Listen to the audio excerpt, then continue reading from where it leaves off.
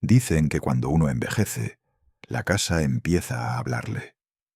Cada rincón murmura recuerdos, cada grieta en la pared guarda una voz. La mía, esta vieja casa de cantera y azulejos talavera descoloridos, no ha dejado de hablarme desde que Elena se fue. Su olor sigue en la madera del comedor, en los manteles bordados que nunca quise lavar, y en los ventanales que ella abría cada mañana para dejar entrar el sol y la vida. Desde que la tierra la cubrió, el silencio se volvió mi único compañero. Y aunque la aseguradora depositó en mi cuenta aquella suma que debía traerme tranquilidad, lo único que trajo fue el zumbido constante de las moscas, el interés de los vivos. Alejandro, mi yerno, empezó a venir más seguido. Al principio pensé que lo hacía por Sofía, por acompañarla en su duelo, pero pronto descubrí que sus ojos no miraban las fotografías de Elena, sino los archivadores donde guardo mis papeles. Me pedía los estados de cuenta con la misma dulzura con la que un gato finge ronronear antes de arañar. «Solo quiero ayudarte, suegro», decía, mientras sus dedos pasaban las hojas de mi libreta bancaria. Desde entonces, la paz del dinero se volvió un espejismo. Aquel domingo amaneció tibio y perfumado, con el olor de los limoneros del patio. Sofía llamó temprano. «Voy a cocinar para ti, papá», dijo con una voz que me sonó forzada, como si leyera un guión. Me conmovió escucharla. Hacía tiempo que no cocinaba nada. Y cuando mencionó caldo de res, el corazón me dio un vuelco. Era el plato de Elena. Nadie lo preparaba igual. Ese caldo era su forma de abrazar sin palabras, su manera de mantenernos juntos. Pasé la mañana limpiando la mesa de roble, como si esperara visita de un fantasma. Cuando Sofía llegó, traía el cabello recogido y un delantal floreado que alguna vez fue de su madre. Me pareció un buen presagio. «Huele delicioso, mija», le dije. Ella sonrió, pero su sonrisa no llegó a los ojos. Había algo tenso en sus movimientos, un ligero temblor en las manos, mientras servía el caldo en 2 tazones de porcelana gruesa, los mismos que Elena había elegido en Puebla hace 30 años. El vapor subía despacio, denso, con ese aroma inconfundible de hueso cocido, cilantro y chile guajillo. Por un instante cerré los ojos y juré escuchar la risa de Elena en la cocina. Pero al abrirlos, noté que Sofía miraba de reojo hacia la ventana, como si esperara algo o a alguien. La cuchara en su mano temblaba apenas. La vi respirar hondo y decir: «Olvidé la salsa que preparé ayer». Se dio media vuelta hacia el refrigerador. Entonces mis ojos se alzaron al viejo aparador español frente a la mesa. Lo había construido yo mismo, con cedro rojo y cristal grueso. A esa hora, el vidrio actuaba como un espejo perfecto. Y allí, reflejada en la transparencia, vi lo que me heló la sangre. Sofía, mi hija, mi niña, metió la mano al bolsillo del delantal y sacó un paquetito plateado. Lo abrió con nerviosismo, como quien teme que la pillen. Luego, con un movimiento rápido, dejó caer un polvo blanco en uno de los tazones. El mío. Vi cómo las partículas se disolvían en el caldo rojo hasta desaparecer. El tiempo se detuvo. Escuché el tic-tac del reloj del pasillo como un martillo golpeando mi pecho. No quise creerlo. Pero no hay error posible cuando un padre ve la traición en manos de su propio hijo. Mientras ella se agachaba buscando la salsa en el refrigerador, yo me moví. Mis manos, endurecidas por una vida entera cargando ladrillos y cemento, aún sabían ser precisas. Tomé mi tazón con la izquierda, el suyo con la derecha, y los intercambié. Ninguna gota se derramó. Ningún ruido delató el cambio. Cuando Sofía regresó, todo estaba igual. «Aquí está la salsa, papá», dijo con una voz que quería sonar natural. Asentí, sonriendo apenas. «Gracias, hija». Nos sentamos. Ella frente a mí, el tazón equivocado frente a ella. «Prueba, papá», dijo removiendo el caldo con la cuchara. Yo solo la observaba. La luz del mediodía entraba por la ventana, iluminando el vapor que salía del plato. Ella llevó la primera cucharada a los labios. Su gesto fue tranquilo, pero sus ojos buscaban los míos, esperando algo. Yo no probé bocado. «¿No vas a comer?», preguntó tras un par de minutos. Su tono era nervioso. «Estoy pensando en tu madre», respondí despacio. «Este caldo tuyo casi tiene el mismo sabor que el de ella». Hice una pausa, mirándola fijamente. Ella siempre decía que un buen caldo de res debía ser puro, sin nada que lo ensucie. ¿Te acuerdas? La palabra «puro» pareció clavarle una espina en la garganta. Se forzó a sonreír. «Sí, papá, lo recuerdo». En ese instante, escuchamos la puerta principal abrirse. Alejandro entró con su perfume caro y su sonrisa de vendedor. Llevaba un traje impecable, pero los ojos cansados, como si hubiera pasado la noche haciendo cuentas.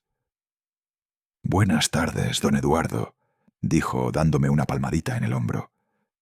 «¿Cómo se siente hoy?». No esperó respuesta. Se sentó sin ser invitado. No pidió plato.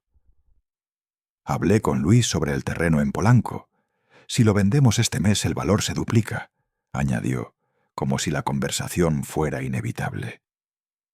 Yo lo miré, y por primera vez vi con claridad el brillo codicioso en sus pupilas. Era el mismo reflejo que había visto hace un momento en el cristal del aparador, el de alguien a punto de cometer un pecado. Sofía dejó la cuchara en el plato. «El caldo está muy fuerte», murmuró, llevándose la mano al abdomen. Su rostro perdió el color. Se levantó tambaleante. «Voy al baño, papá». El sonido de la puerta y luego las arcadas rompieron el silencio de la casa. Alejandro ni siquiera se inmutó. «Las mujeres y sus estómagos delicados», dijo fastidiado. Me miró de nuevo, evaluándome como se evalúa un objeto antes de venderlo. En ese momento, una punzada de tristeza me atravesó el pecho. No por el dolor físico, sino por la certeza de que ya no había familia, sino buitres esperando. Decidí ponerlos a prueba. Llevé la mano al corazón y fingí un mareo. «Me siento extraño, hijo», dije, bajando la voz. «El pecho me duele». Alejandro y Sofía, que acababa de salir del baño, pálida y sudorosa, se miraron. Fue una mirada corta, fría, como la de dos cómplices que entienden el siguiente paso sin palabras. Nadie se movió. Nadie llamó a un médico. «Debe descansar, papá», dijo Sofía al fin, con una voz temblorosa. «Sí», añadió Alejandro. «No se preocupe, descanse. Nosotros limpiamos todo».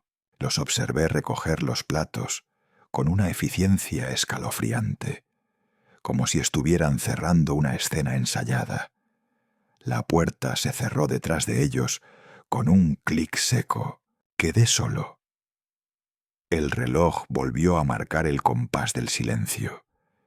Miré el tazón vacío frente a mí, el que había sido mío, el que ahora reposaba limpio, como si nada hubiera pasado. Pero en el fondo de mi pecho, la verdad ardía como hierro al rojo vivo. Mi hija había querido matarme, y su marido la había empujado a hacerlo. No buscaban solo mi dinero, querían mi final. Pero esa noche comprendí algo más profundo. No todo veneno mata rápido. Algunos, como la traición, se disuelven despacio, hasta que uno aprende a devolver la dosis. Esa noche, el silencio se sintió más pesado que nunca. Afuera, la colonia dormía bajo la luz amarillenta de los faroles, y solo el ladrido lejano de un perro rompía la calma. Dentro de mi casa, el reloj de pared marcaba los segundos con un golpe sordo que parecía venir desde dentro de mi pecho. Había pasado todo el día intentando convencerme de que lo ocurrido no era real. Pero la mente no olvida lo que los ojos han visto. Esperé hasta que las luces de las casas vecinas se apagaron una a una. Entonces me levanté, despacio, cuidando que las rodillas no crujieran demasiado. Abrí la puerta trasera y el aire frío de medianoche me golpeó en la cara. Me puse los viejos guantes de hule que usaba para pintar, ya cuarteados en los bordes, y tomé el bote de basura. En otro tiempo, salir al patio a esas horas hubiera sido impensable. Elena solía decir que la noche trae pensamientos malos. Pero esa noche no había nada peor que los pensamientos que ya tenía. Saqué la bolsa grande de plástico y la extendí sobre la mesa del patio. Empecé a revisar. Cáscaras de huevo, pozos de café, servilletas manchadas de grasa, los recibos de agua y luz. Todo olía a rutina, a la vida de siempre, hasta que mis dedos tocaron algo que no encajaba con lo cotidiano. Un paquetito blando, doblado con precisión. Lo saqué con cuidado. Era un pedazo de papel aluminio, perfectamente cuadrado.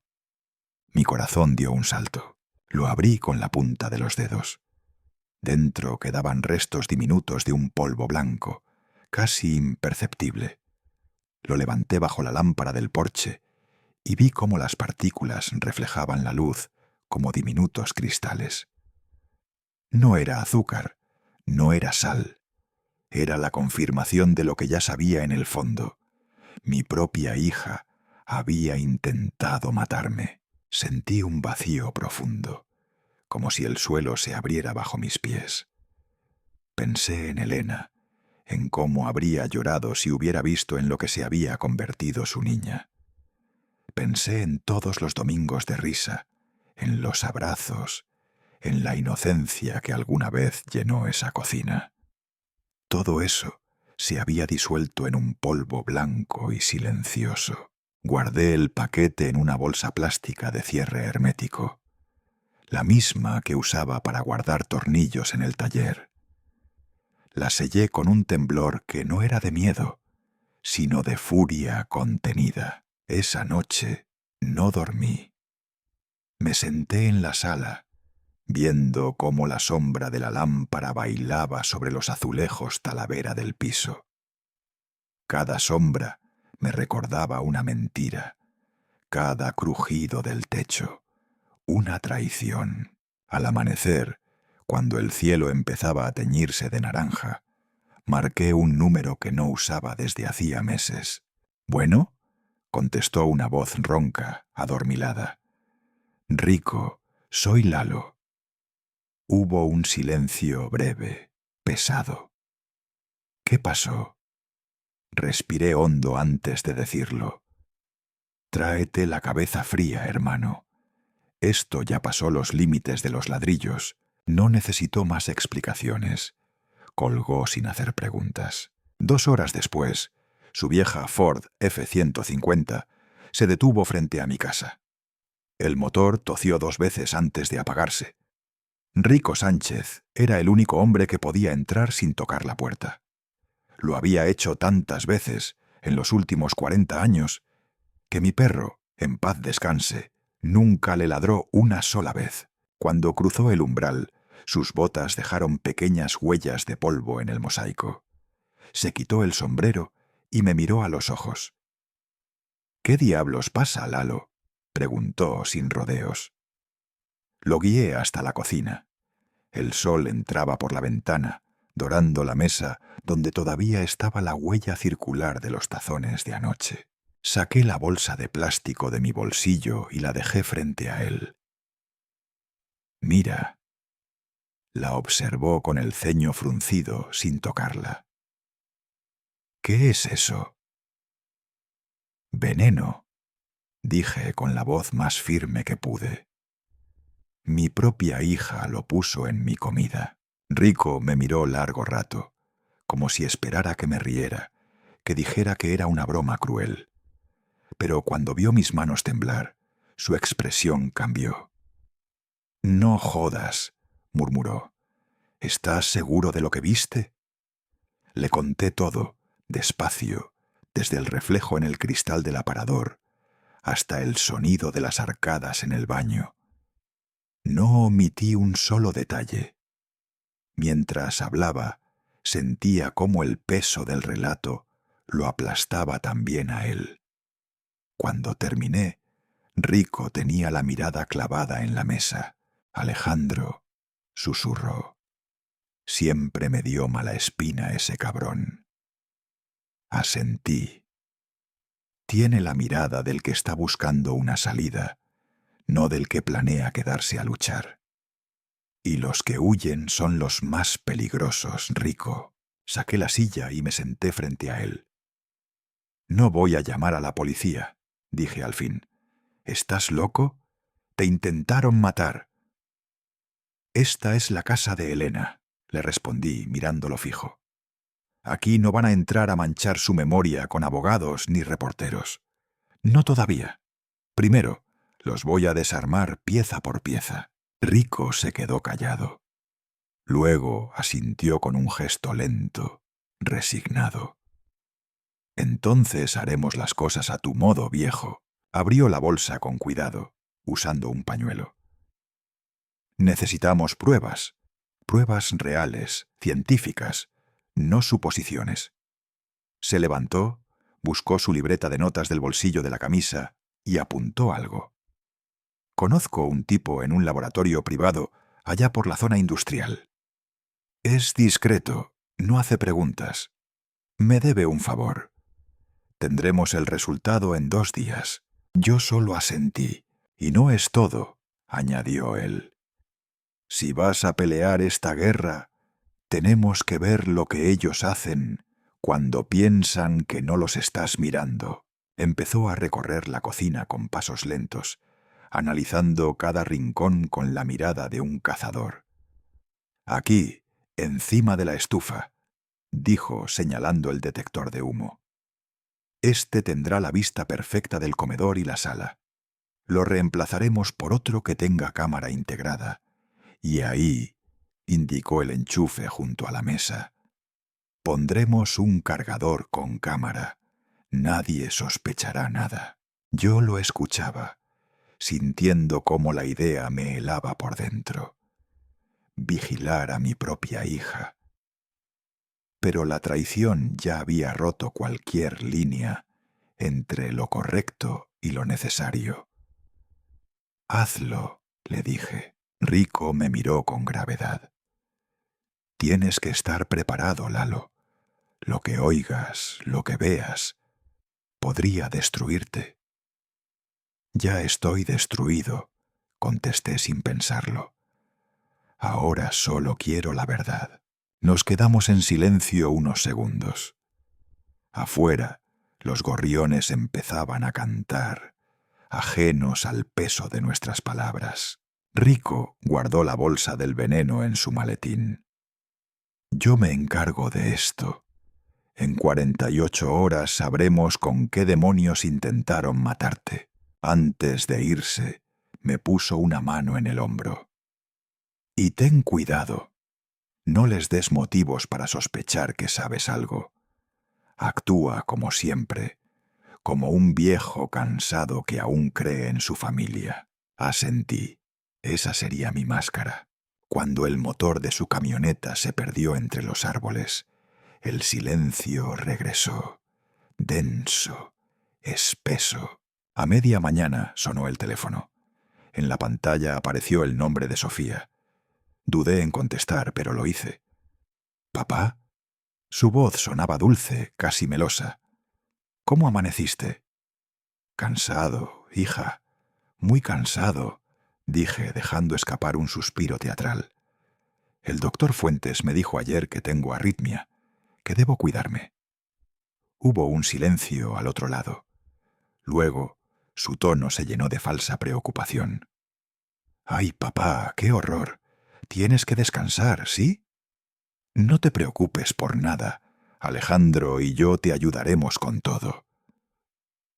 «Gracias, mija», murmuré, y entonces, como quien lanza una piedra al agua para medir su profundidad, añadí: «He estado pensando en el caldo que hiciste, el de ayer». «¿Sí?», preguntó la voz un poco tensa.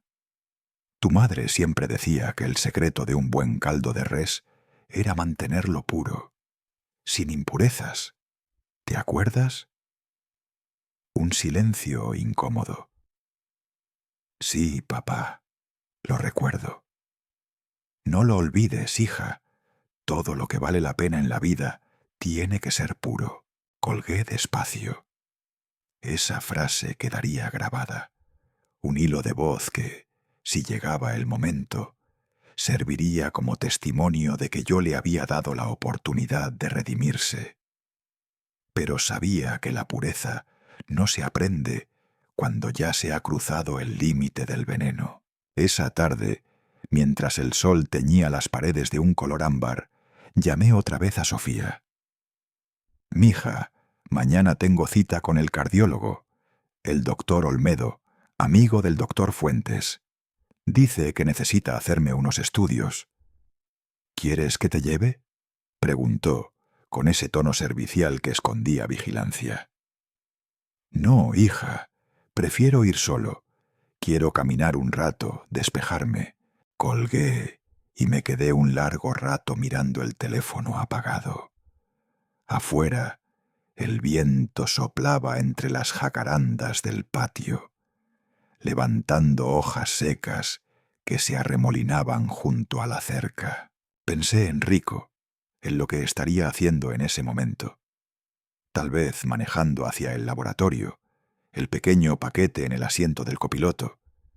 Quizá planeando cómo instalar las cámaras sin dejar rastro. Y pensé en mí, en lo que debía hacer ahora: convertirme en un hombre sin rostro, un anciano distraído que espera la muerte mientras en secreto prepara la trampa. Esa noche no cené. Me limité a sentarme frente al ventanal del comedor, viendo las luces lejanas de la ciudad parpadear como brasas. Me sentía como una presa que espera al cazador, midiendo cada respiración para no alertarlo. La casa estaba tan quieta que podía escuchar mi propio pulso. En medio de esa calma, comprendí que la pureza que mencioné por teléfono no era solo una advertencia para Sofía, sino una promesa para mí mismo: mantener puro el recuerdo de Elena, proteger su legado, limpiar de mi hogar la suciedad que había traído la ambición. La guerra había comenzado. Y en ese instante, mientras la noche se cerraba sobre mí como un telón, supe que estaba preparado para el acto que venía. Esa mañana me desperté más temprano que de costumbre, no por ansiedad, sino por necesidad. El corazón me latía con fuerza, no por miedo, sino por la certeza de que lo que haría hoy pondría a prueba no solo mi salud, sino también la única amistad que había perdurado más de 50 años, la de Ricardo Rico Sánchez. A las 7:45 abrí la puerta principal y la dejé sin llave. A propósito, como si ese pequeño gesto fuera un símbolo. A los pocos minutos escuché el sonido grave de un motor viejo. No tuve que mirar para saber qué era. El inconfundible ronroneo de la vieja Ford F-150 de Rico aparcó con disimulo detrás del seto. Siempre prudente, siempre en las sombras. No tocó la puerta. Nunca lo hacía. Él era el único con ese privilegio. Entró directo, con su andar ágil de gato viejo y los ojos atentos, como si cada esquina de la casa ocultara una trampa. Cuando lo vi aparecer, algo dentro de mí se calmó. Rico era delgado como un poste de metal oxidado, pero resistente. Teníamos la misma edad, 72, pero donde yo tenía volumen y peso, él era pura cuerda tensada. «¿Qué pasa, Lalo?», preguntó sin rodeos, su voz directa y sin adornos, como siempre. No le respondí de inmediato. Solo asentí con la cabeza y lo guié hacia la cocina. En la mesa, sobre un mantel limpio, reposaba la pequeña bolsa de plástico con el envoltorio de papel aluminio en su interior.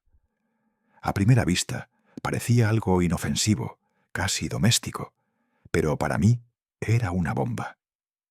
Rico se sentó sin decir palabra y tomó la bolsa entre el pulgar y el índice, como si fuera un animal muerto o una sustancia tóxica. Sus cejas se fruncieron. «Cuéntamelo todo», ordenó, y le conté. Cada detalle, el reflejo metálico, el cambio de tazón de sopa, la frialdad repentina de Alejandro, mi propio hijo. A medida que hablaba, sentía cómo el peso se me deslizaba por la lengua y me caía al pecho, aún más duro.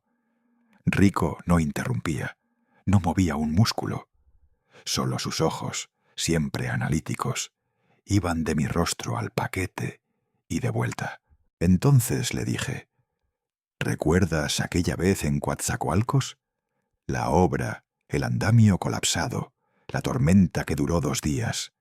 Solo barro, viento y el miedo tragándonos vivos. Estábamos atrapados y tú querías saltar. Yo vi ese mismo miedo en Alejandro, el miedo del que huye, no del que pelea. Eso lo tocó. Lo vi en su mandíbula tensa. Fue entonces cuando mencioné a Elena. Elena no dejaría que nadie envenenara a su padre, y menos a Alejandro». Él bajó la mirada y asintió. El nombre de mi hija tenía el poder de atravesar su lógica implacable. Siempre la consideró como propia. Rico sacó su teléfono viejo y una libreta de papel cuadriculado.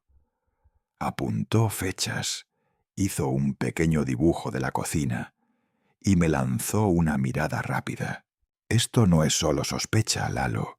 Necesitamos ciencia, una prueba irrefutable». Le hablé del laboratorio tóxico privado que había escuchado mencionar a un viejo contacto en la zona industrial.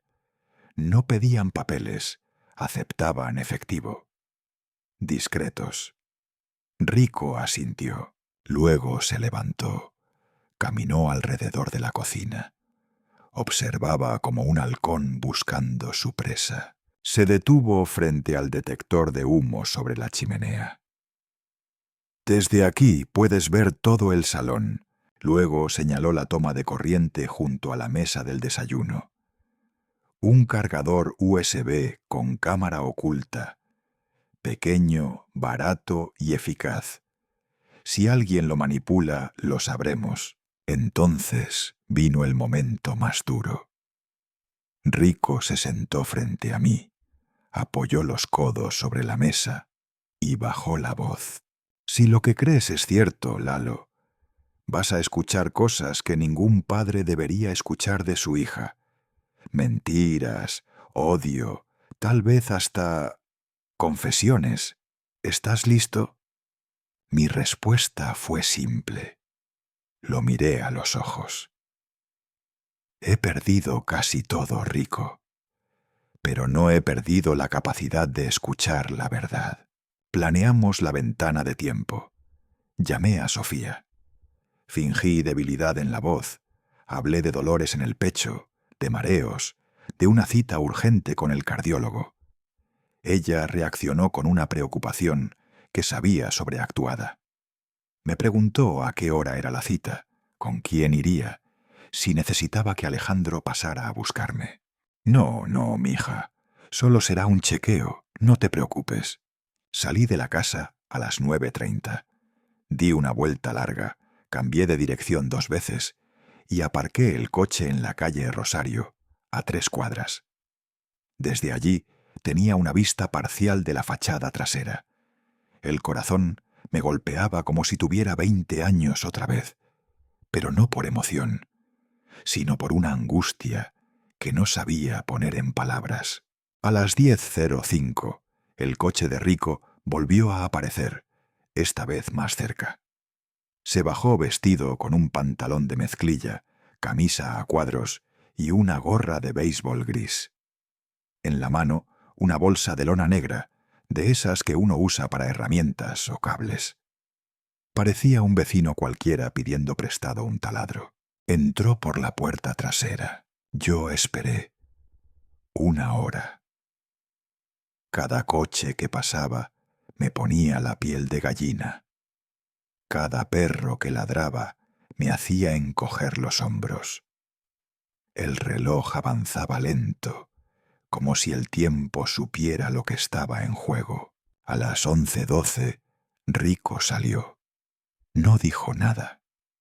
Solo levantó ligeramente la cabeza, con ese gesto casi imperceptible que entre nosotros siempre significó: todo está bien. Arrancó su camioneta y se fue sin mirar atrás. Yo respiré. Por primera vez en semanas, respiré sin dolor en el pecho. No sé qué encontrará el laboratorio. No sé lo que dirán las cámaras. Pero en ese momento supe que no estaba solo, que todavía había una línea de defensa, un último muro que no dejaría que me hundiera en la oscuridad. Se llama Ricardo Sánchez, mi amigo, mi hermano sin sangre. Y gracias a él, mi lucha apenas comenzaba. Regresé a casa al mediodía. No sabía bien qué esperar. El aire estaba quieto. El mismo olor a madera vieja y a eucalipto flotaba en la entrada, como si el tiempo no se hubiese movido desde que salí. Pero mi pecho sí. Mi pecho no había dejado de apretarse desde que decidimos hacerlo. Cerré la puerta tras de mí, despacio. Me detuve un momento, solo a escuchar. Nada, ni un clic extraño, ni una vibración rara. Todo estaba exactamente como lo había dejado. Los cuadros rectos en la pared, la alfombra limpia, los tomacorrientes sin señales de haber sido tocados. Ni una huella. Rico había sido un fantasma. Un fantasma que sabía lo que hacía. Me fui directo a la cocina. Allí estaba, el cargador con cámara incrustada en el enchufe, discreto como un aparato cualquiera. Todo parecía tan normal. Y sin embargo, ahora sabía que esa cocina ya no era mi cocina. Era una trampa, un teatro, y yo, el espectador, esperando a ver si la obra que se desarrollaba frente a mí confirmaría lo que el alma me temía. Mi celular vibró. Era Rico. Ya está, Lalo. El Wi-Fi del dispositivo y el cargador están transmitiendo. Todo se sube automáticamente al servidor seguro. No abras nada hasta que estés lejos de casa. ¿Entendido? Asentí, aunque él no podía verme. ¿Entendido? Esa tarde manejé sin rumbo durante media hora hasta encontrar un café viejo y medio vacío cerca de la estación de tren. Una mesita junto a la ventana, un café solo y el celular en la mano. Sentía que estaba a punto de abrir una puerta que no podría volver a cerrar. Abrí la aplicación Segura. Me pidió 2 claves. Luego, una confirmación de rostro. Finalmente, apareció en pantalla la transmisión en directo. Mi cocina. Vacía. Tranquila. Casi como si me estuviera mirando a mí, burlándose. Tragué saliva. Era una sensación sucia, una mezcla de culpa y necesidad. Pero recordé el paquetito blanco. Recordé los ojos de Alejandro. Y la culpa se disolvió. Durante 2 días completos me convertí en un hombre enfermo. Mi voz temblaba, mis pasos eran lentos, y cada vez que Alejandro o Sofía venían por las noches, me aseguraba de toser, de quejarme del pecho, de hablar del frío que me subía por los huesos. Ellos llegaban con sonrisas fingidas y comida sin sal. «Para tu corazón», decía Sofía, mientras me servía un caldo tan insípido que hasta el perro lo rechazaba. Yo agradecía, comía 1 o 2 cucharadas, y luego, en cuanto salían de la cocina, tiraba el resto al cesto, con cuidado de esconder los restos bajo papel periódico. Me hacían preguntas disfrazadas de preocupación. Si ya había hablado con un notario, si había pensado en el poder legal, si necesitaba que alguien se encargara de los pagos del banco. Por las noches fingía dormir en el sillón y dejaba la luz baja en el comedor. Desde la aplicación observaba cómo hablaban entre ellos mientras creían que yo dormía. Sus miradas ya no eran tiernas. Se respondían con cejas fruncidas, con susurros apretados. Algo hervía entre ellos, algo sucio. Al tercer día, a las 6:42 de la mañana, recibí un mensaje simple de Rico. Resultados. El corazón me dio un vuelco. Manejé hasta su taller sin desayunar. El lugar seguía oliendo igual que hace 30 años, a grasa, a madera vieja y a la humedad que se acumula entre los tornillos. Rico estaba allí, esperándome, con el portátil abierto, pero la pantalla aún apagada. No quise abrirlo solo, me dijo sin levantar la vista. «Esto es nuestro». Me senté junto a él. El silencio pesaba como concreto mojado. Hizo clic. El archivo se abrió.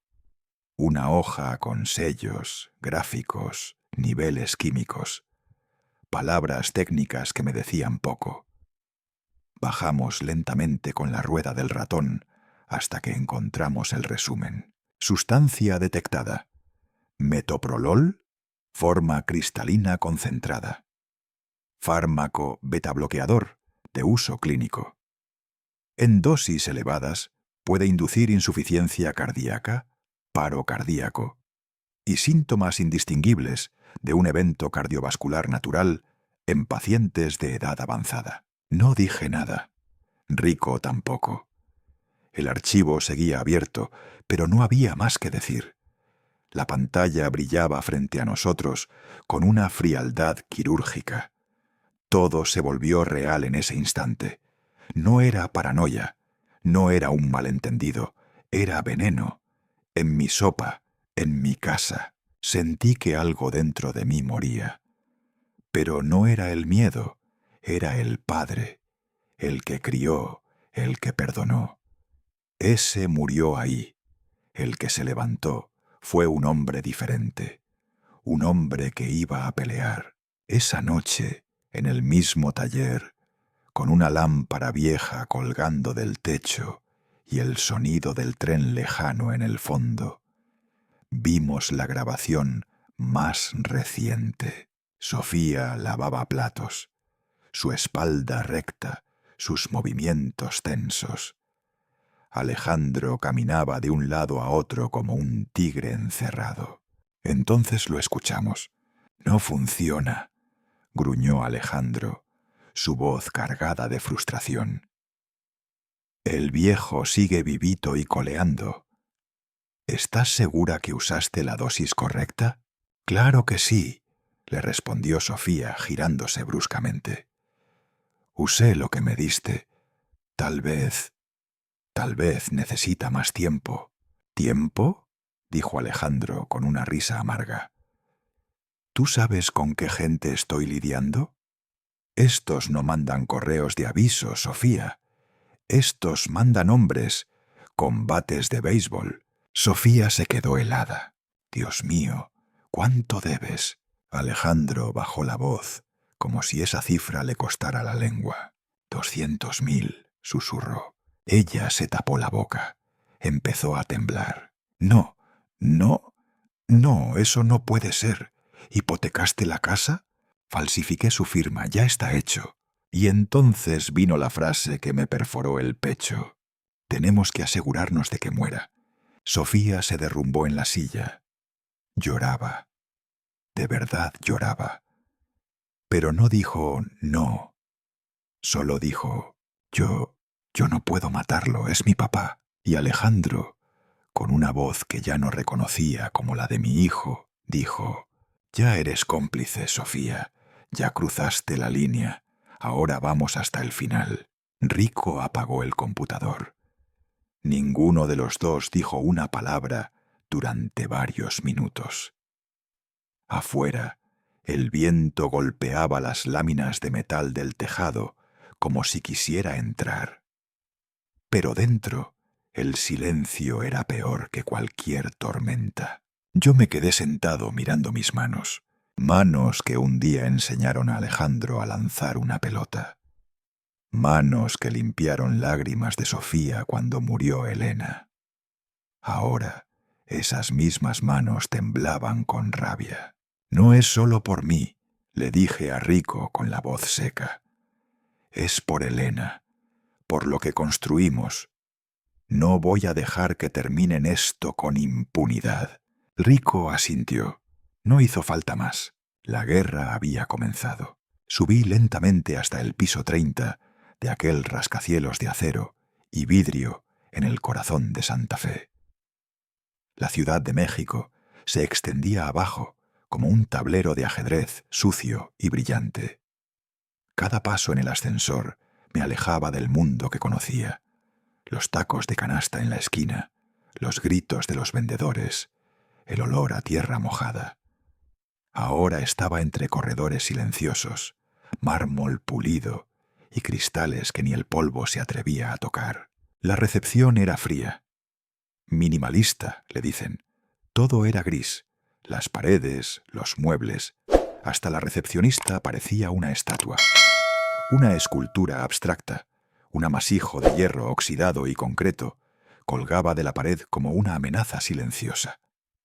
Me senté en una butaca baja, sintiéndome como un ladrillo viejo y fuera de lugar en aquel templo moderno del poder. A los pocos minutos se abrió una puerta sin ruido.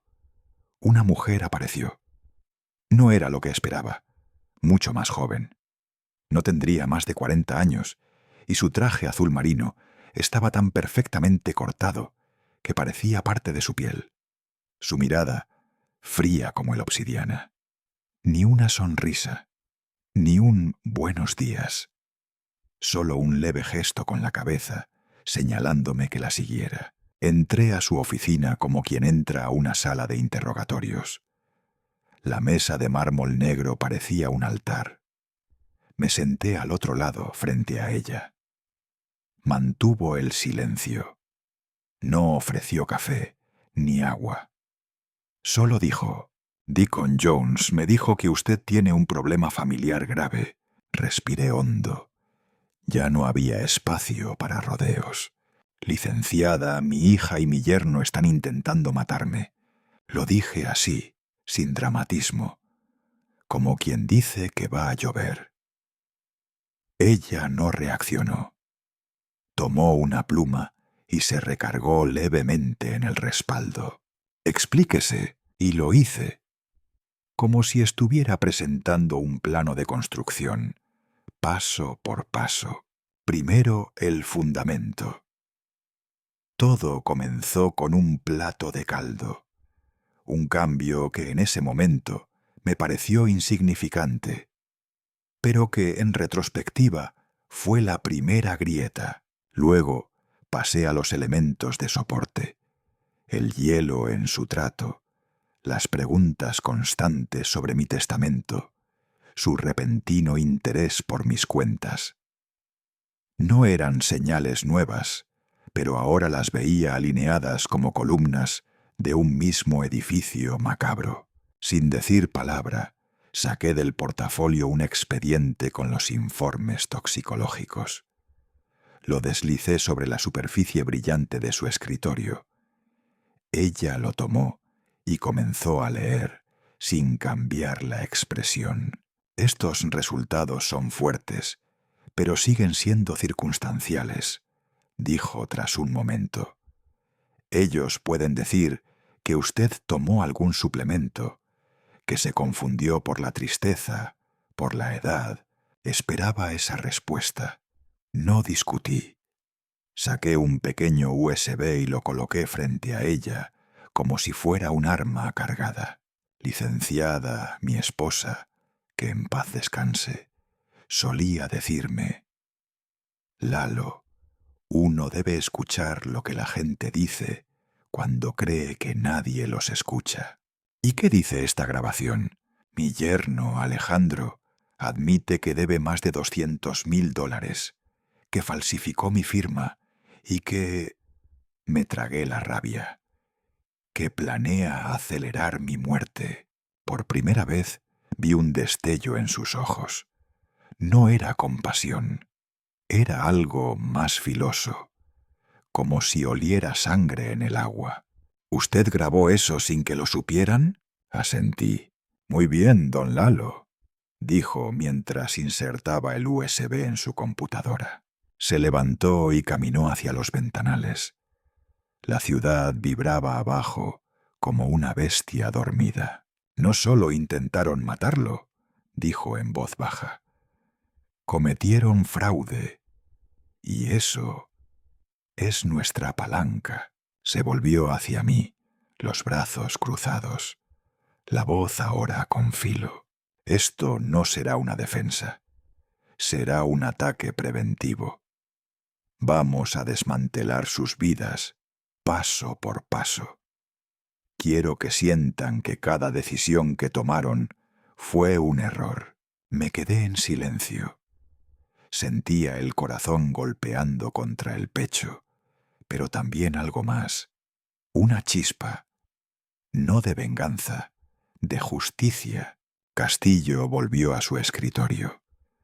Sacó una hoja delgada, ya preparada, como si supiera que este momento llegaría.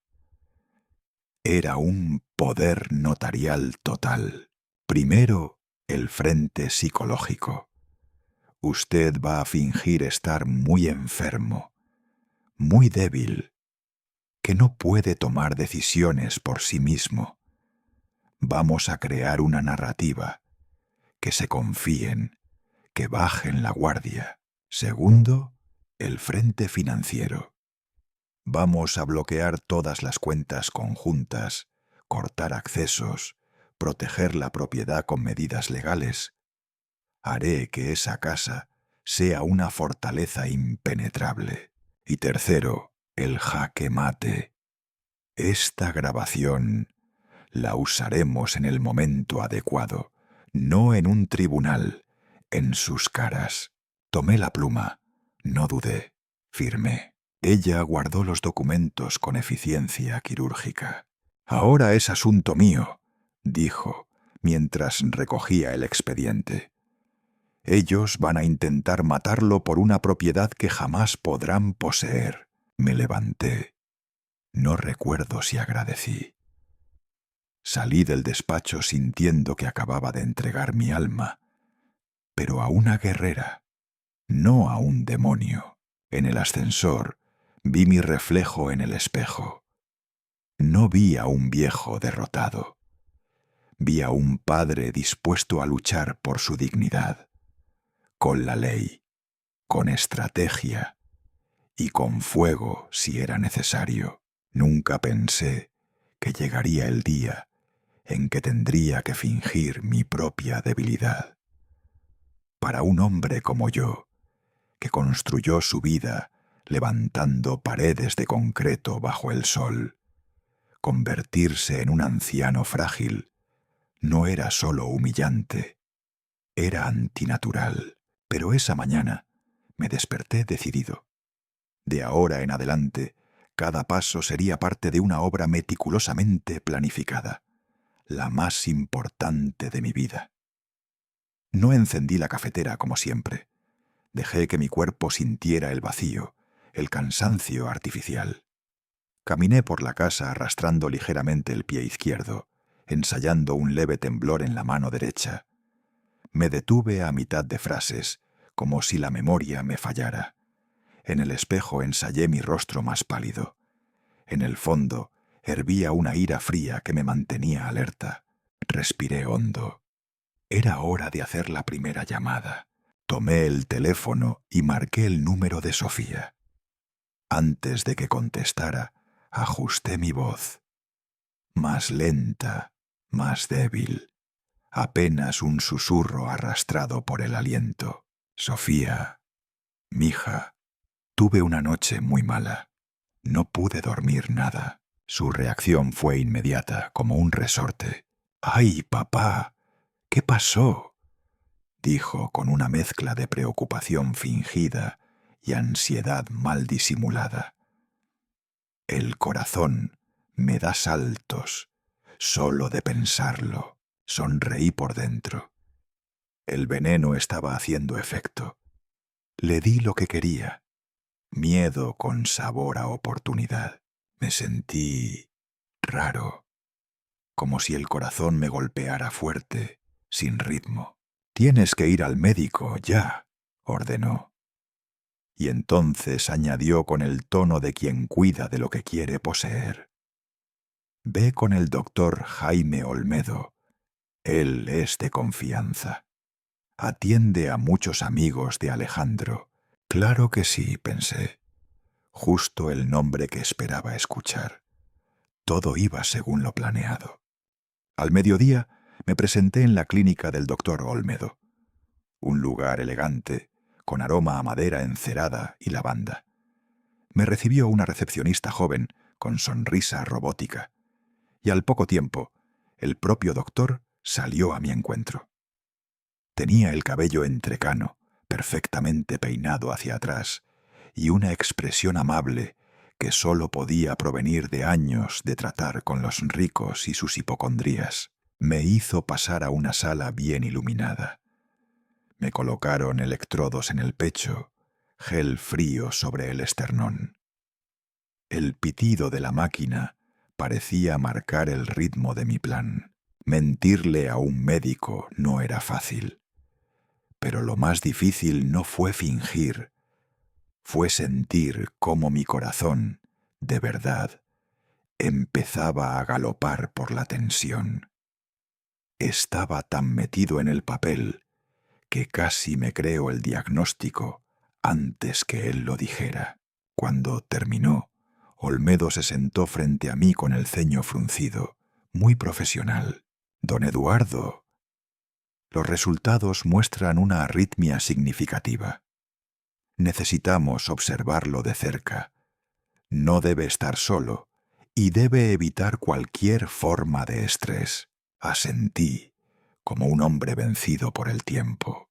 Salí de allí con una carpeta médica, una receta para placebos perfectamente disfrazados y un diagnóstico más valioso que cualquier testamento. El cebo estaba listo. Solo faltaba lanzarlo. En cuanto me senté en el coche, llamé a Sofía. Dejé que mi voz se quebrara un poco. Le añadí un leve temblor. No me costó. Pensar en cómo me habían usado todos estos años alimentaba mi rabia contenida. «Sofía, ya salí del médico. Es el corazón. Arritmia severa, mija. Dijo que no puedo estar solo». Del otro lado, un silencio breve, luego un suspiro dramático. «Pobrecito mi papá. No te preocupes, Alejandro y yo vamos para allá. Hoy mismo. Nosotros nos encargamos de todo». Sabía que lo harían. El olor del dinero era más fuerte que el del miedo. Esa tarde llegaron como dos cuervos vestidos de seda. Sofía, con su falda cara y sus tacones inapropiados para una casa sencilla, entró con una bolsa llena de comida orgánica insípida y té de manzanilla. Me abrazó con cautela, como si ya estuviera roto. Me llevó al sillón y me acarició la frente como si fuera un niño. «Papito, lo único que tienes que hacer es descansar». Alejandro, siempre el más hábil con los papeles, se sentó en mi cocina como si le perteneciera. Abrió mis carpetas bancarias, revisó documentos que tenía años sin tocar. Con voz suave y calculada, dijo: «No se preocupe, don Eduardo. El estrés no es bueno para el corazón. Yo me encargo de todo lo administrativo. Usted solo viva tranquilo». Me senté en mi sillón de siempre, dejando que la escena se desarrollara. Todo lo que hacían lo hacían por avaricia, y eso era lo que me devolvía la calma. Verlos actuar como si ya me tuvieran en la tumba, como si mi casa, mi cuenta, mi historia fueran suyas por derecho natural. Pero no sabían que el libreto lo escribía yo. Me quedé ahí, en silencio, viendo a mi hija revolver el té sin azúcar y a su esposo anotar cifras en una libreta cara. Eran unos buitres disfrazados de cuidadores, y yo era el moribundo más vivo del mundo. Me dieron náuseas, pero también paz, porque estaban luchando por algo que ya no les pertenecía, porque ya habían mordido el anzuelo, y ahora el resto del plan podía comenzar. La mañana empezó como todas últimamente, envuelta en una falsa tranquilidad. Me acomodé en mi viejo sillón de cuero, ese que tiene la huella de mis años y mi espalda. Cerré los ojos como si estuviera a punto de dormirme, pero mi mente estaba despierta, alerta. El teatro había comenzado. Sofía andaba por la casa con pasos suaves, pero fingidamente preocupados. Traía ese tono de voz empalagoso, esa dulzura ensayada que me provocaba náuseas. Se inclinó hacia mí y acomodó por enésima vez la manta serape sobre mis piernas. «Parece más débil hoy», le susurró a Alejandro, con esa mirada impostada de hija preocupada. Tuve que controlar la respiración, mantenerla pareja. Ni un suspiro de rabia podía delatarme. Me dolía ver en lo que se había convertido. No en la hija que crié, sino en una actriz mediocre, dispuesta a vender su alma por una casa y una cuenta bancaria. A las 10 en punto, imaginé a la licenciada Castillo marcando al banco, con la voz templada de quien sabe exactamente qué hilos mover. Llevaba más de 50 años con ese banco. Conocía hasta el nombre del director de sucursal. Bastaron unas pocas palabras, una petición legal precisa y el acceso a la cuenta conjunta, esa que Sofía consideraba su red de seguridad, fue congelado. Así de simple. Un clic y la primera ficha cayó. Sofía salió poco después a comprar unas cosas personales. Volvió media hora después, con la cara roja como un chile hervido. Tiró su bolso sobre la mesa y masculló. «Maldito sistema. Mi tarjeta fue rechazada. ¿Qué está pasando?» Desde mi sillón fingí no haber oído nada. Alejandro intentó calmarla, pero no sabía qué decir. Por primera vez en semanas lo vi sudar sin que hubiera calor. Fue justo después del mediodía cuando escuché a Alejandro en la cocina, hablando por teléfono. No era su tono habitual. Estaba nervioso, la voz más alta de lo normal, como un perro acorralado. «Te dije que el pago iba a estar hoy. No me importa lo que diga tu sistema, yo...» Y luego, silencio abrupto. No necesitaba escuchar más. Castillo ya había hecho su segunda jugada. Le había enviado a los prestamistas los documentos que demostraban que mi firma en la hipoteca era una falsificación. Sin amenazas, sin gritos, solo evidencia. Ellos no necesitaban más. No eran tontos. Sabían lo que significaba estar involucrados en una estafa con firma falsa. La cadena se rompía y Alejandro era el eslabón más débil. Vi por las cámaras de seguridad cómo Alejandro azotó el teléfono contra la mesa, se agarró la cabeza y miró hacia la ventana, paranoico. Sus ojos buscaban enemigos entre los árboles. Por primera vez entendió que ya no jugaba solo. Sus verdaderos enemigos no éramos Sofía ni yo. Eran los que le habían prestado dinero y ahora venían a cobrarlo con intereses. Y quizás con algo más que palabras. En la tarde, mientras el sol pintaba de ámbar las paredes de la casa, cerré los ojos y me permití imaginar la escena final. Castillo, siempre impecable, estaba en la oficina del notario. En sus manos llevaba la carpeta con la escritura de la casa de Elena, la casa de mi esposa, la única que me quedaba de mi familia. Ese lugar que ellos habían codiciado, creído suyo por derecho de egoísmo, con una firma silenciosa. Castillo transfería la propiedad al fideicomiso irrevocable, el Fondo Doña Elena. Ya no era mía, ya no era de nadie, era de la memoria, era inviolable. Esa casa ahora era un castillo legal. No podía ser vendida, heredada, ni tocada por Alejandro. Ni con poder legal, ni con amenazas, ni con llanto. Y pensar que todo esto comenzó porque creían que me podían matar poco a poco, con miedo, con pastillas cambiadas, con sopa manipulada. Respiré hondo y sentí una paz que no tenía desde hace meses. El enemigo se había delatado al confiar en su propia impunidad. Pero la justicia, aunque invisible, tiene dientes. Esa noche, antes de que el silencio tomara la casa, escuché un murmullo desde el pasillo. Alejandro le hablaba a Sofía en voz baja, pero no lo suficiente para que no lo oyera. Necesitamos el poder legal ahora, Sofía. Todo se está yendo al carajo más rápido de lo que esperaba. Ella no respondió de inmediato. Yo sonreí, aún con los ojos cerrados. La partida había comenzado hace semanas. Ellos solo ahora se daban cuenta que ya habían perdido.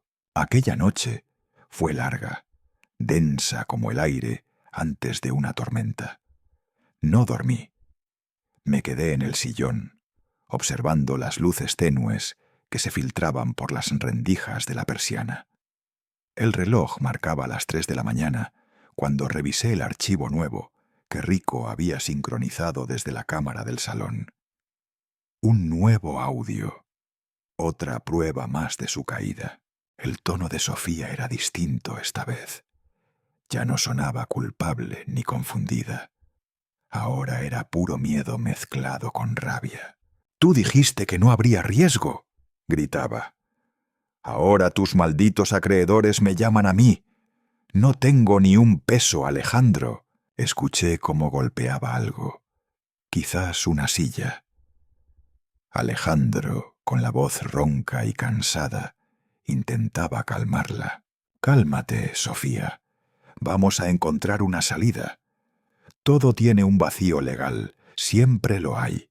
Solo necesito tiempo». «¿Tiempo?», escupió ella. «Nos van a romper las piernas. Dijiste que ese dinero era seguro, que cuando él muriera todo se resolvería. Pero la casa ya no es nuestra». El silencio que siguió fue más revelador que cualquier palabra. Alejandro había perdido esa arrogancia habitual. Ahora solo era un hombre acorralado, murmurando algo sobre el fideicomiso, buscando un resquicio donde esconder su desgracia. Apagué el audio. Me quedé mirando la pantalla del teléfono, viendo mi reflejo borroso en el vidrio. Tenía el rostro de un hombre cansado, sí, pero también el de alguien que finalmente veía justicia en marcha. No necesitaba tribunales ni confesiones. Solo necesitaba verlos enfrentarse al peso de sus propias decisiones. Pasó una semana.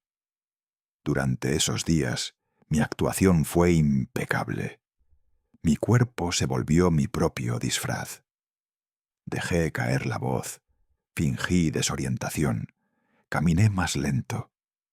Incluso aprendí a temblar levemente con las manos, justo lo suficiente para inspirar lástima. Una tarde, mientras Sofía me servía té de manzanilla y fingía ternura, dejé caer deliberadamente una taza de porcelana al suelo. El sonido del golpe resonó en toda la casa.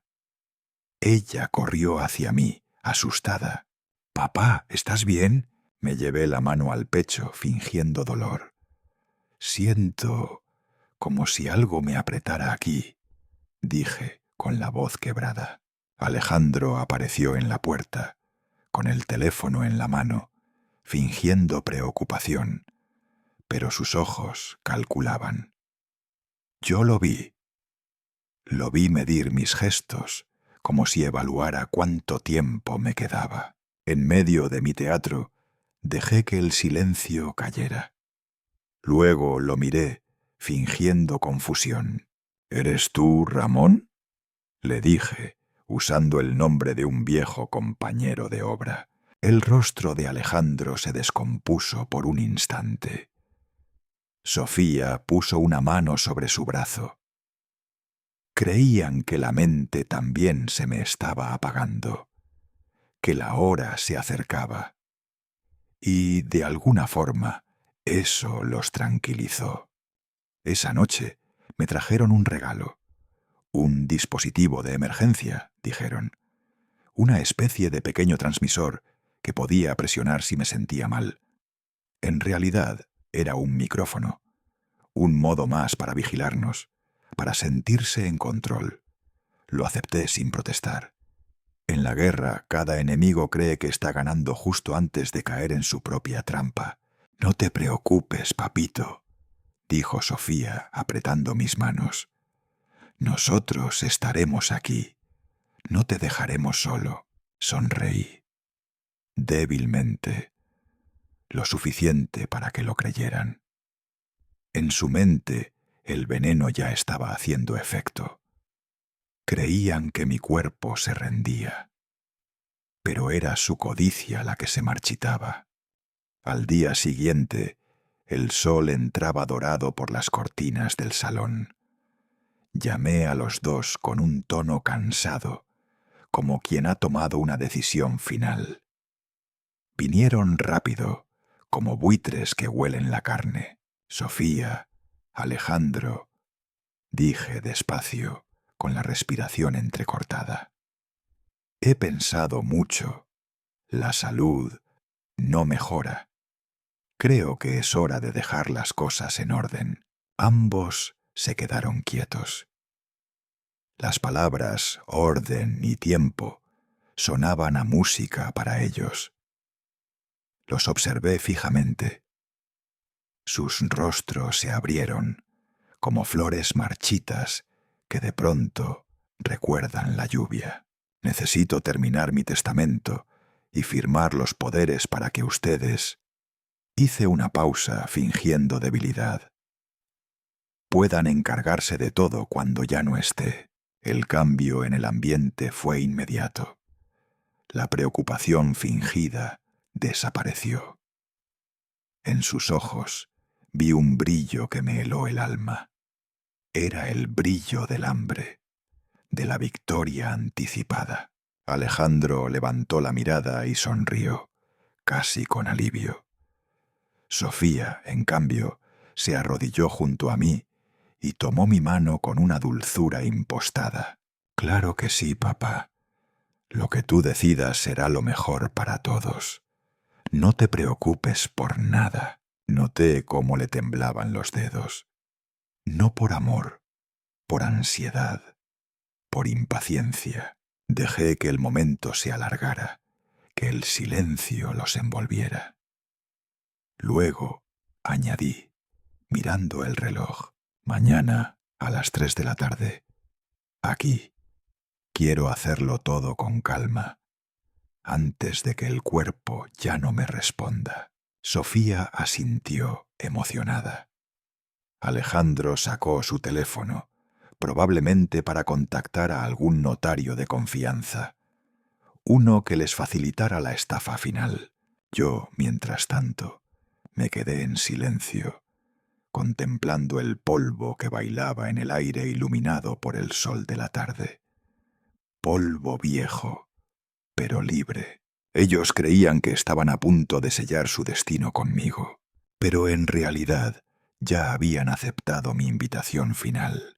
La trampa estaba lista, y esta vez sería yo quien observaría cómo caían. A las 3 en punto, el timbre sonó con precisión quirúrgica.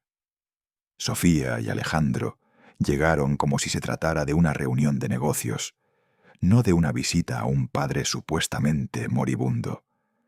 La manera en que cruzaron el umbral, él con su traje gris planchado, ella con un vestido de lino y una sonrisa perfectamente ensayada, decía todo. No venían a cuidar, venían a cobrar. Alejandro llevaba un maletín de cuero oscuro que parecía pesar más por el contenido moral que por los papeles dentro. A cada paso, sus zapatos nuevos resonaban como los de un abogado entrando a firmar la herencia de un extraño. «Papá», dijo Sofía empalagosa, «¿estás listo?»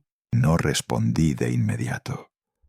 Dejé que caminaran hasta el salón, donde sabían que me encontrarían como siempre, en bata, bajo mi vieja manta de serape, con la mirada perdida. Pero esta vez no había manta. Me senté erguido, con una camisa blanca limpia, planchada con esmero por mis propias manos esa mañana, mi espalda recta, mi mirada clara, mis palabras afiladas como navajas. «Buenas tardes». Ambos se detuvieron en seco.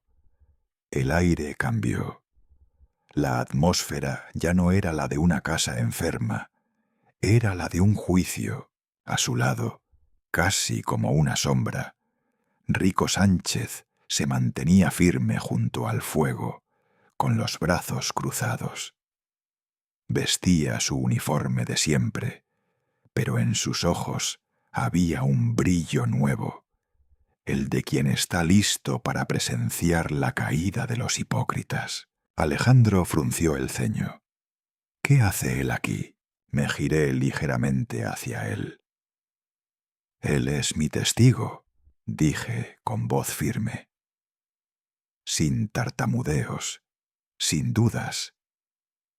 El mismo tono que usaba cuando, de joven, dirigía obras y daba órdenes a obreros bajo el sol abrasador. Los rostros de mis hijos se congelaron.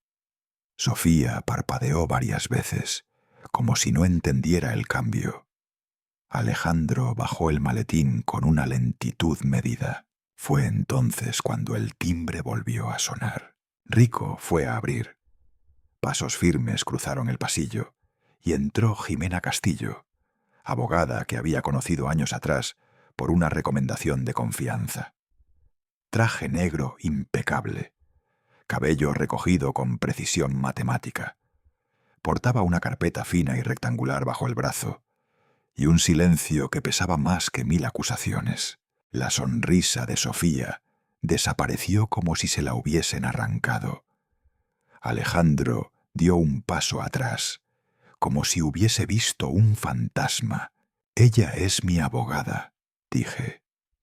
«Licenciada Jimena Castillo.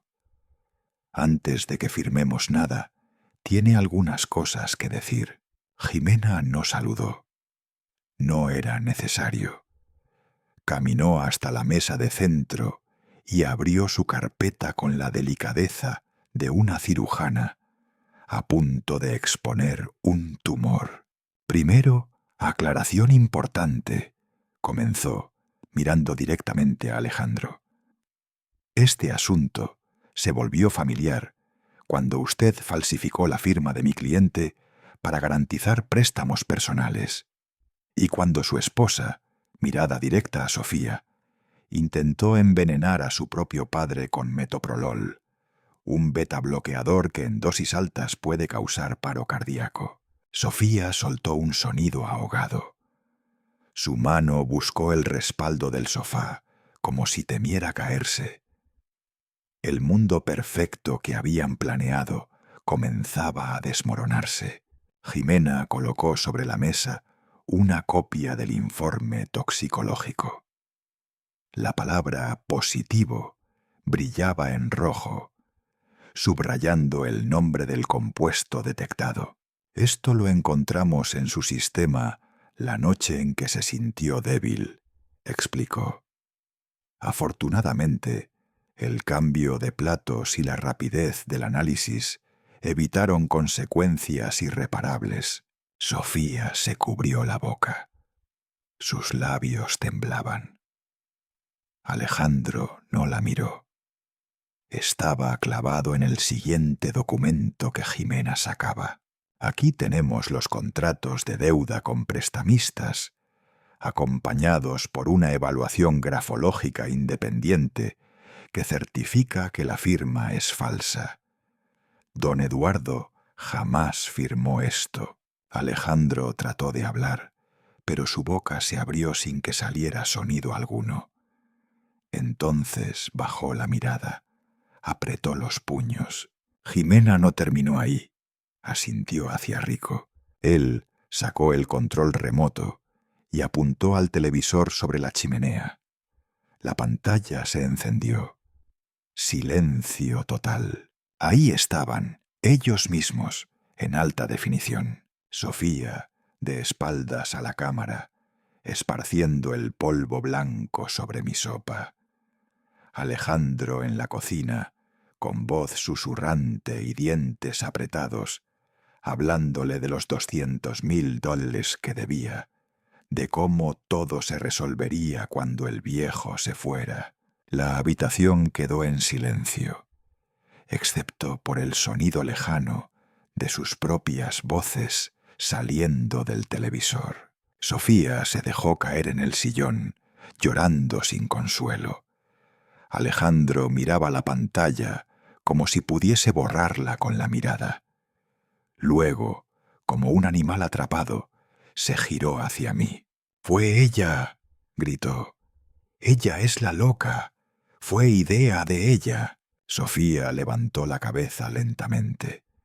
Había dolor en su mirada, sí, pero también rabia. No solo por la traición, sino por la forma cobarde con que se deshacía de ella. «Tú dijiste que no pasaría nada», sollozó. «Tú lo planeaste todo. Yo no hablé. Dejé que se despedazaran el uno al otro como hienas sin presa, pero entonces el momento culminante llegó con un estruendo. La puerta principal se abrió con violencia. Dos hombres corpulentos, vestidos con trajes elegantes, pero con tatuajes asomando en los cuellos, entraron sin pedir permiso.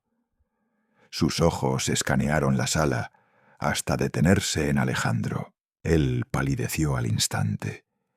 Intentó retroceder, pero uno de ellos ya avanzaba. «Señor Alejandro Rivas», dijo uno con voz neutra, casi educada. «Venimos a hablar sobre su deuda». Jimena no se movió. «Les informé que esta propiedad nunca fue garantía válida, pero como su cliente no contestaba llamadas, pensé que querrían discutir opciones de pago, alternativas». «Papá», suplicó Alejandro, cayendo de rodillas frente a mí. «Diles algo. Yo puedo pagar. Solo necesito tiempo». Lo miré. Por primera vez en mucho tiempo, lo vi de verdad. No como mi hijo, no como un hombre. Lo vi como lo que era, un rostro vacío detrás de una máscara de codicia. No le respondí. No le debía ni una sola palabra más. Los hombres lo tomaron del brazo. sin violencia pero con firmeza. Alejandro gritó, forcejeó, pero sus súplicas se perdieron cuando lo arrastraron hacia la puerta. El portazo fue seco, definitivo. La casa quedó en silencio, un silencio espeso, irrespirable. Sofía seguía allí, sola, rota. Me miró, buscando algún rastro de perdón. Papá, yo no quería. Sí querías, dije con calma. Pero nunca pensaste que yo aún estaba despierto.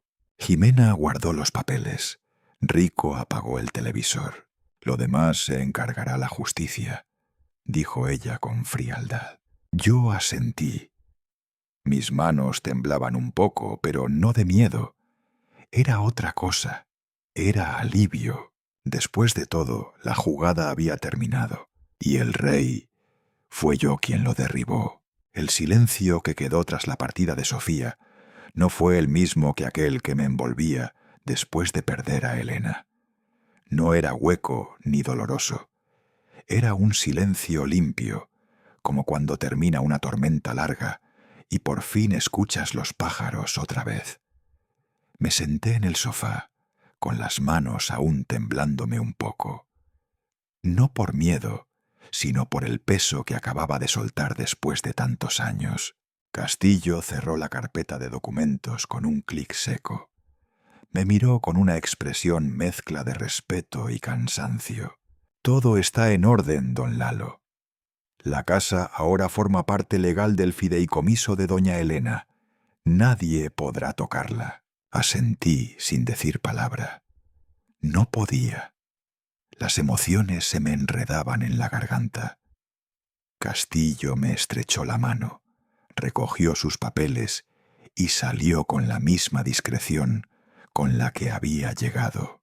Rico y yo nos quedamos solos en la sala. Se acabó, mi Lalo, dijo con voz ronca, casi un suspiro. Me limité a mirarlo y por primera vez en mucho tiempo sonreí. Pequeño, apenas un gesto, pero sincero. Pasaron los meses. La casa se transformó poco a poco, no con reformas ni pintura, sino con vida. Cada tarde, Rico venía con una bolsa de pan dulce y nos sentábamos en el porche trasero a mirar el atardecer. El cielo de México se vestía de tonos violetas, naranjas, a veces rojos encendidos como brasas. Hablábamos poco, a veces solo compartíamos un café. Y sin embargo, esa compañía callada me sostenía más que 1000 palabras. Un día llegó la carta del juzgado. El proceso de custodia había terminado. Isabela ahora vivía legalmente conmigo. Mi nieta, la hija de Sofía. Pero yo no la veía como un reemplazo de nadie. Era ella, su propia persona. Y con ella, la casa volvió a respirar. Isabela tenía 6 años, pero parecía más sabia que muchos adultos. Observadora, tranquila, con esa forma de mirar las cosas que solo tienen los niños que han visto demasiado. Esa tarde estábamos en la cocina. La luz dorada entraba por la ventana, calentando las baldosas, y el aroma del caldo comenzaba a llenar el aire. Isabela estaba subida en su banquito, revolviendo con una cuchara de madera el caldo de res que alguna vez fue el orgullo de doña Elena. «Despacio, mija», le dije. «El secreto no está solo en los ingredientes, está en el cariño con que se hace». Ella frunció el ceño, concentrada, y luego me miró. «Abuelo, ¿por qué a la abuela le gustaba tanto este caldo?». Me tomó unos segundos responder. No porque no supiera la respuesta, sino porque tuve que tragarme el nudo que me apretó el pecho. «Porque este caldo es familia», dije al fin. «Porque aquí no hay nada escondido, ni trampas, ni venenos, solo verdades. Es puro, como debe ser la familia». Ella asintió despacio, como si entendiera más de lo que decía su edad. Aquella noche, después de cenar y de leerle su cuento antes de dormir, me quedé un momento solo en la cocina. Las sombras eran suaves, la casa olía a comino y cilantro, y desde el pasillo llegaba el sonido tranquilo de la respiración de Isabela. Apoyé las manos sobre la mesa de madera y cerré los ojos. Había perdido muchas cosas. Mi hija, la que alguna vez fue mi niña, ya no existía como la recordaba. Las decisiones que tomó la alejaron de nosotros, y aunque me dolía, había aprendido a aceptar que no siempre se puede salvar a todos. Pero había salvado algo más importante: el legado. No hablo de herencias ni casas. Hablo de la memoria, del respeto, de los valores que construimos Elena y yo con años de trabajo, sacrificios y amor. Eso vive ahora en Isabela, y yo tengo la oportunidad de guiarla, de enseñarle lo que significa el amor limpio, el respeto verdadero y la fuerza de la verdad. Rico lo dijo bien, se acabó, pero también comenzó algo nuevo. Hoy, Isabela me ayudó a sembrar bugambilias en el jardín, justo donde antes estaba el columpio viejo. Me preguntó si crecerían rápido. «Todo lo bueno toma su tiempo, mija», le respondí. Se rió y volvió a jugar con la tierra. La paz regresó. No la paz de los que se rinden, sino la de quienes lucharon y vencieron, de los que sobrevivieron con dignidad intacta. Y si algún día Isabela vuelve a preguntarme qué significa todo esto, le diré que ser fuerte no es imponer, sino proteger, que la familia no se define por la sangre, sino por la lealtad, y que mientras haya una olla de caldo burbujeando en esta cocina, Elena sigue viva en cada cucharada. Y yo también,